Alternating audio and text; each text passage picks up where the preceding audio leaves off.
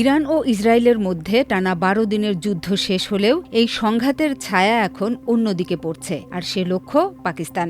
সাম্প্রতিক নানা তথ্য ও বিশ্লেষণে ইঙ্গিত মিলছে, ইসরায়েল ও ভারত পাকিস্তানের বিরুদ্ধে একটি সম্ভাব্য নতুন যুদ্ধের পরিকল্পনা করছে বলে মনে করেন পাকিস্তানের জ্যেষ্ঠ সাংবাদিক ও কলামিস্ট হামিদ মির। ২০২৫ সালের মে মাসে পাকিস্তানের কাছে একটি বড় কূটনৈতিক বা সামরিক পরাজয়ের পর ভারত নতুন করে ইসরায়েল সহ বহু পশ্চিমা দেশ থেকে গোপনে বিপুল অস্ত্র সংগ্রহ করছে। এসব পদক্ষেপ স্পষ্ট করে যে ভারত ও ইসরায়েল এখন একত্রে পাকিস্তানের বিরুদ্ধে ভবিষ্যতের জন্য প্রস্তুতি নিচ্ছে।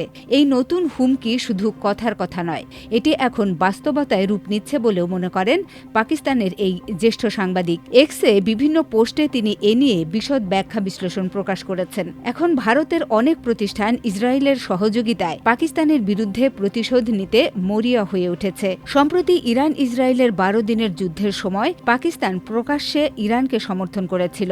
এতে অনেক ইসরায়েলি ক্ষুব্ধ হয়। এই অবস্থাকে কেন্দ্র করে ভারত ইসরায়েল জোটের মধ্যে পাকিস্তান বিরোধী পরিকল্পনার ইঙ্গিত স্পষ্ট হয়ে উঠছে।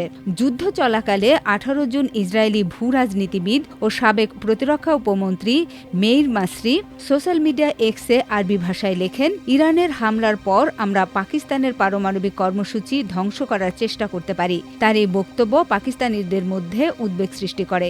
একই সময়ে অনেক ভারতীয় অ্যাকাউন্টও এই ধরনের হুমকি ছড়াতে থাকে। ভারতীয় পোস্টে দেখা গেছে, পাকিস্তানকে পারমাণবিক নিরস্ত্রীকরণ করা হচ্ছে, এটা অপারেশন সিন্দুরের শেষ ধাপ। ভারত ও ইসরায়েলের মধ্যে সাম্প্রতিক অস্ত্র চুক্তিগুলোও এই পরিকল্পনার অংশ হিসেবে দেখা যাচ্ছে। ইসরায়েলের বেশ কয়েকটি অস্ত্র প্রস্তুতকারী কোম্পানি ভারতে কারখানা খুলেছে। শুধু ক্ষেপণাস্ত্র নয়, তারা ভারতে ড্রোনও তৈরি করছে। ২০১৮ সালে ভারতের আদানি গ্রুপ ও ইসরায়েলের এলবিট সিস্টেম একসঙ্গে মিলে হায়দরাবাদে একটি কারখানা গড়ে তোলে, যেখানে হারমিস ৯০০ নামের সামরিক ড্রোন তৈরি হয়। মোদি এখন ইসরায়েলের সহযোগিতায় পাকিস্তানে হামলার পরিকল্পনা করছেন, কারণ তিনি কাশ্মীরকে আরেকটি গাজা বানাতে চান।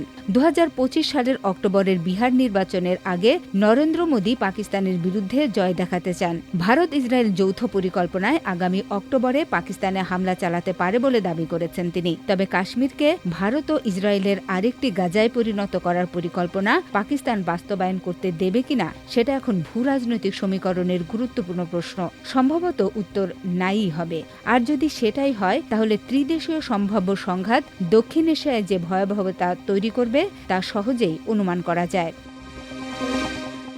মাল্টিমিডিয়া ডেস্ক, আমার দেশ।